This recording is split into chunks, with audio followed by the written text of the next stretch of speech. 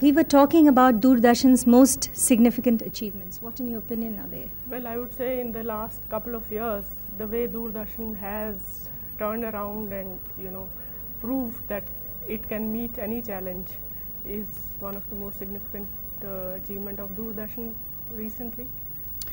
Well, to what do you attribute the success of the Metro channel to? See, Metro channel is a very good example of the proof that Doordarshan is responsive, can be responsive to whatever the demands are, and also Metro channel was also an answer to the satellite invasion, so to say, and it has very successfully given that alternative to the viewers. Tell me a little bit about the movie club. When was the idea born? Well, movie club had been talked about for quite some time, but the way it was launched was really to be the first.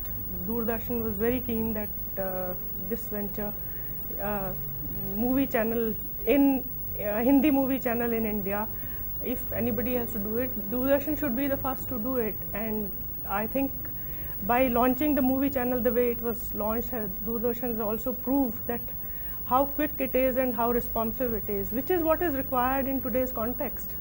Would you say that it has stolen a march over the other movie channels, which are all paid channels? Yes, of course.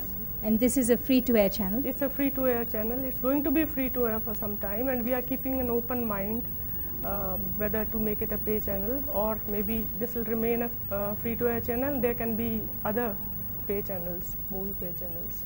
Okay, in between 1991 and 93, if my statistics are right, it is said that the viewership of Doordarshan dipped a little bit, and that was because of the invasion of the satellite channels. How did Doordarshan manage to bounce back? I mean, what was your plan of action? How did you manage to get back your viewers?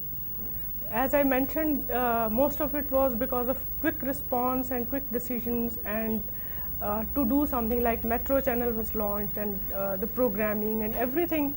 Doordarshan had come up with hurdles and dead ends at various situations. It was dragged to courts. It was, being a public broadcaster and a part of the government, it is open to any kind of not just criticism, but people can obstruct its policies, its plans.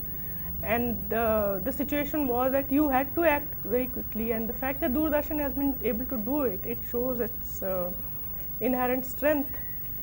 Well, one last question. I mean, it's slightly sensitive, I know, but I want to know is that, there's always, everybody says there is a kind of a censorship on the Doordarshan. With all kind of private channels coming in and with news also going to be completely independent, don't you think that Doordarshan has to also, since you're in charge of news, don't you think Doordarshan should also start presenting news as is where is and stop censorship? See, there is no censorship on Doordarshan. The fact that whatever happens in the country, Doordarshan still is the network which gives news about India. If anybody is interested in knowing about India, and the Indian viewers, if they want to know what's happening around the country, you get in Doordarshan news, not from any other network or any other channel. You see, Doordarshan has its parameters like any organization. No organization functions without the basic parameters. And like anybody else, Doordarshan has an editorial policy. I think Doordarshan's editorial policy is much more accommodating and enlightened than a newspaper's editorial policy. That is why we are able to give various viewpoints. Our basic approach to presentation of news is to balance, which I don't think many other organizations, news networks or newspapers do.